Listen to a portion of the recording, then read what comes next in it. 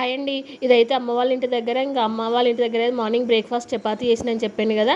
అట్లనే తమ్ముడు మటన్ కూడా తీసుకొచ్చిండు అనమాట. ఇంకా అమ్మ మటన్ కర్రీ, చపాతీ ఇవన్నీ చేసింది. మా తాతకు స్నానం చేపించి తాతకు అన్నం పెట్టిన తర్వాత ఇంకా మేమందరం అయితే కూర్చొని తింటున్నాం. పిల్లలు, మేము, తమ్ముడు అందరం ఇలా అందరం కలిసి కూర్చొని తింటే సరదాగా అనిపించింది. మంచిగా పండగ వాతావరణం అనిపించింది అనమాట. మటన్ కర్రీ కూడా చాలా బాగా వచ్చింది. ఇంకా అందరం తిన్న తర్వాత మధ్యాహ్నం అయితే కూర్చొని టీవీ అయితే చూసుకుంటున్నాం.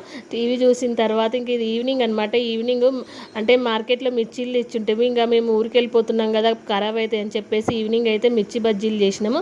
అందరు మిర్చి బజ్జీలు అయితే తిన్నారు. తిన్న తర్వాత ఇంకా పైన ట్యాంక్ క్లీనింగ్ చేసేది ఉంటే అమ్మ నా పెద్ద కొడుకు కలిసి ట్యాంక్ అయితే క్లీన్ చేసిరు. ఇదైతే నైట్ ఇంకా అందరం ఫ్రెష్ అప్ అయ్యి స్నానాలు చేసుకొని మైదాకు తెచ్చుకొని ఉంటాం కదా, ఆ మైదాకు పెట్టుకుంటున్నాం. అట్లనే నేను మా 10th class get together party ఉంటే దానికోసం నేను హోస్ట్గా ప్రిపేర్ అవుతున్నాను అనమాట. ఏం మాట్లాడాలి ఏంటి అనేది ప్రిపేర్ అవుతున్న. వీడియోని ఇస్తే లైక్ చేయండి.